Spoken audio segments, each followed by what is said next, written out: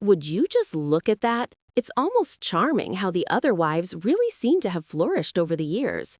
Honestly, their confidence practically beams off the screen. They change with the times, grow right before our very eyes, and just seem alive. But Robyn, let's just say her glow-up never quite made it past the driveway.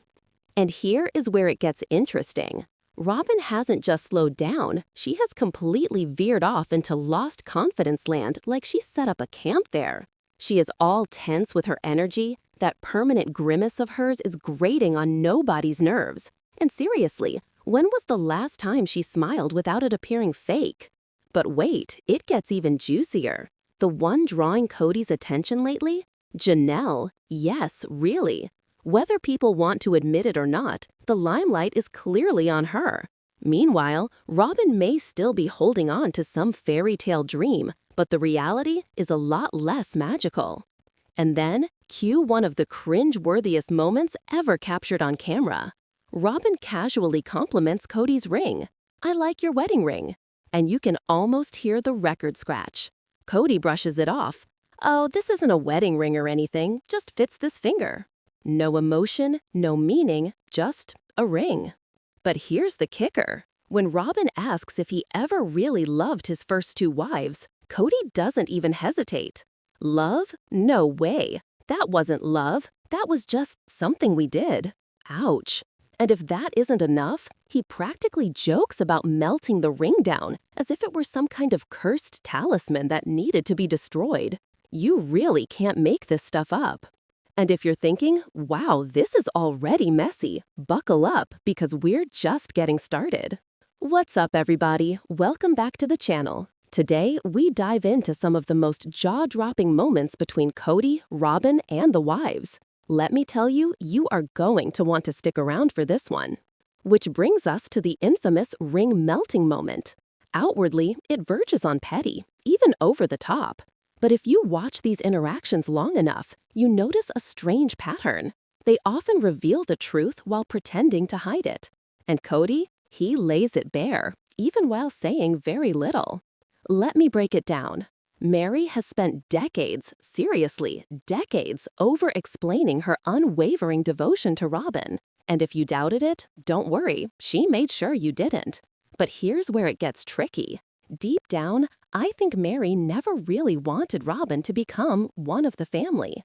Yup, I said it.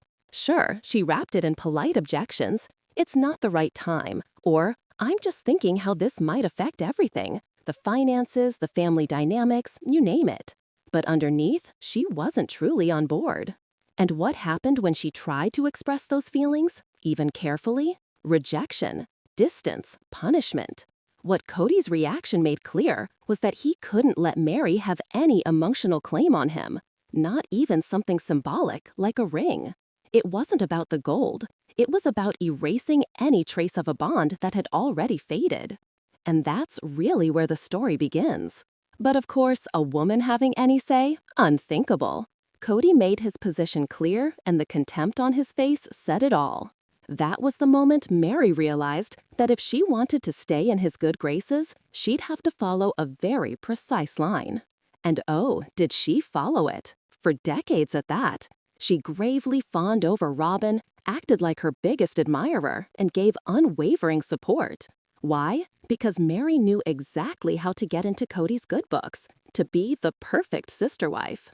But wait, there's more. But do you notice strange shifts in family traditions?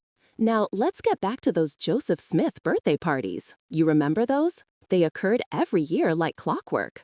Then, poof, they just ceased to exist. Ring any bells? Ironically, this occurred right about the time Robyn joined our little family. Coincidence? You be the judge. Then, of course, there's the kids' school life. They all went to the same school for years, until Robyn showed up. Notice a pattern? Yeah, the vibe shifted completely once she arrived.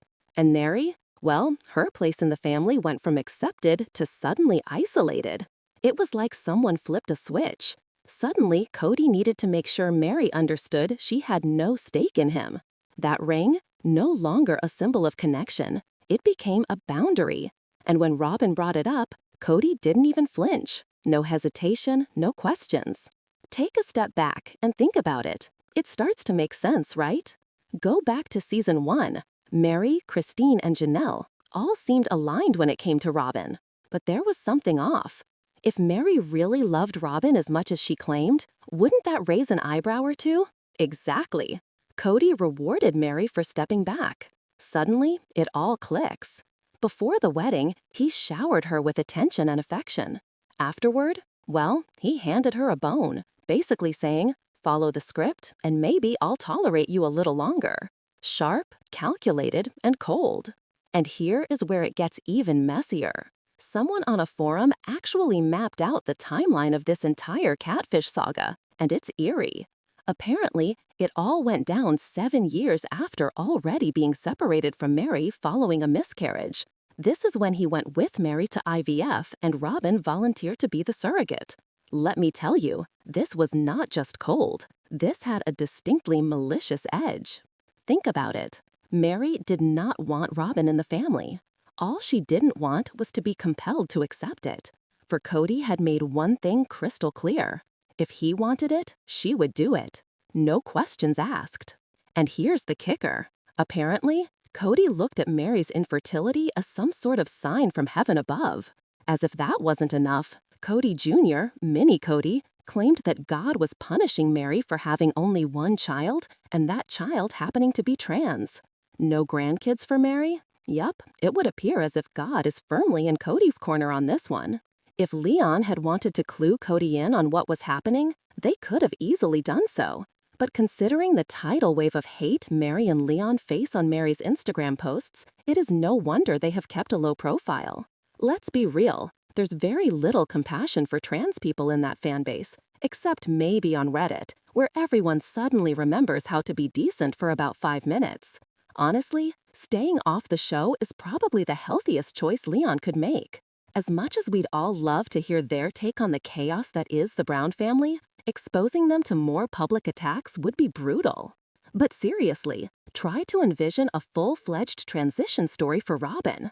Take a seat, because the discussion of accountability is coming. Or rather, it isn't. Because seriously, has Robyn ever taken fault for anything? That's the million-dollar question. Honestly, if I got $1 every time Robyn dodged responsibility for something she did, I'd have enough cash to buy a mansion next door to Cody. Of course, I'd then have to deal with her drama of a new favorite wife, but that's an entirely different can of worms. Now, let's talk about the other wives. Meri, Christine, Janelle, they've all had those moments of, "I could have done better," or, "Yeah, I really messed that up." Totally human. But Robyn? Nope. Asking her if she's ever admitted fault is like asking her to stare into a mirror and see anything less than perfect. She projects pure, untouchable, "I'm flawless" energy. Remember that enormous purity speech she gave? She made it sound like she's never sinned a day in her life. Except for being pregnant with Dayton, which of course was someone else's fault. Naturally, it could never be her own doing. And don't get me wrong, she's not at all shy about speaking for Cody or spelling out his feelings. She's like his own personal interpreter, blurting out things like, "Oh, Cody didn't hurt you, he's just misunderstood." But when it comes time to explain herself, it's like trying to decipher some sort of interpretive dance of avoidance. Robyn talks to Cody, not to Robyn. And you probably remember last season's tell-all where Robyn told everyone, "I feel like we failed." Oh, really? You're going to claim failure now? Well, let's deconstruct that for a second. Somehow, though, she always manages to show why everyone else is responsible for the chaos. Her masterclass in deflecting blame is on full display. She might occasionally hint at, "I might have done things differently." But nope, same old script. I did nothing wrong. It's all their fault. So, to answer the question, no, Robyn owns nothing.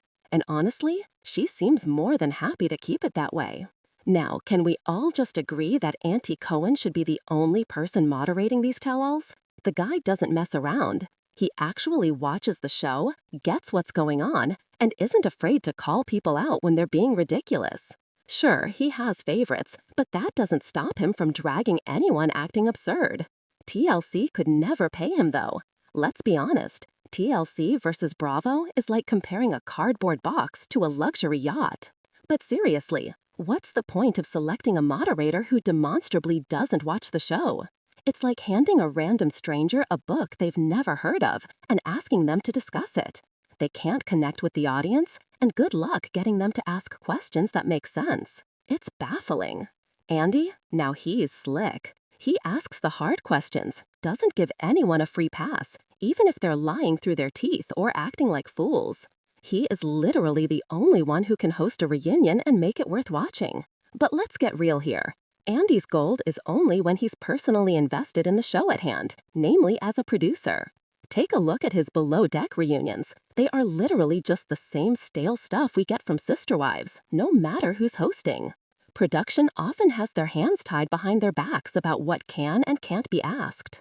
Honestly, we all look back longingly at the older Sister Wives reunions, but let's be real, they're usually